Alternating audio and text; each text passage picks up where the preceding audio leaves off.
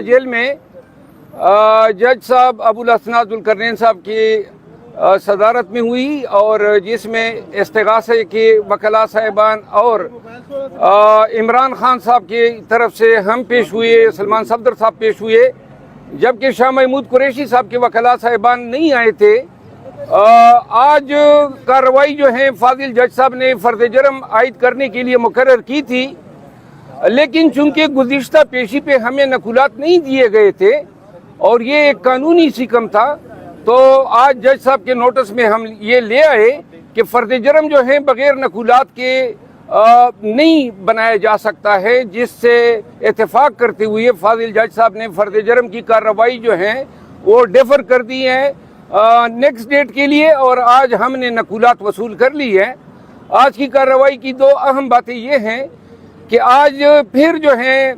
Chairman PTI Imran Khan साहब को और शाह महमूद कुरैशी साहब को उसी पिंजरा नुमा कमरे में खड़ा किया गया था, जिस पर मैंने इतराज़ उठाया कि ये इंसानी डिग्निटी के मुनाफी है। जिस पर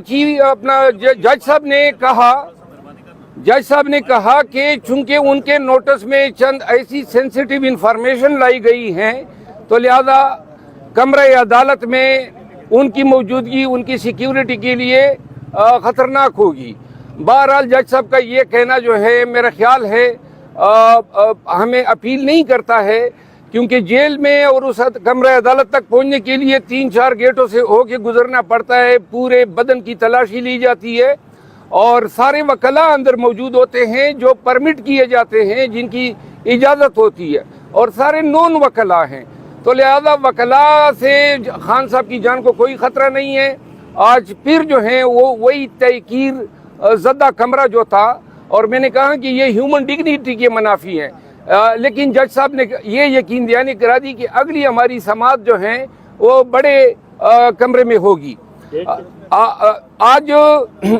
खान साहब से बातचीत हुई और दो बातें उन्होंने बड़ी ताकीद से मुझे कही। एक तो हम ये समझ रहे हैं कि 9 मई के वाक़यात में चेयरमैन पीटीआई को पंसाने के लिए इर्रेलेवेंट लोग और ये जो प्रेस कॉन्फ्रेंसेस हो रही हैं, इन लोगों के 164 के बयानात लिए गए हैं, जिनकी तादाद लगभग 22 बताई जाती हैं,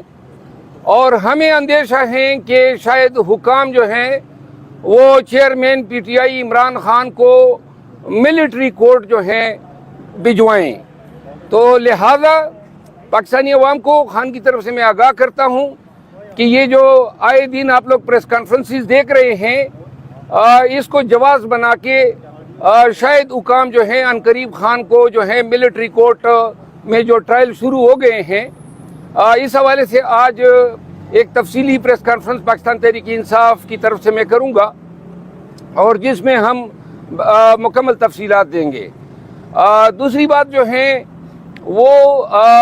खान साहब जो हैं पाकिस्तान तहरीक इंसाफ के वर्कर्स के लिए उन्होंने कहा है कि चाहे वो मेरे ट्रायल मिलिट्री कोर्ट में कराएं या चाहे किसी भी अदालत में, लेकिन वर्कर्स ने कोई हौसला और तहम्मुल का जो दामन है हाथ से जाने नहीं देना है। और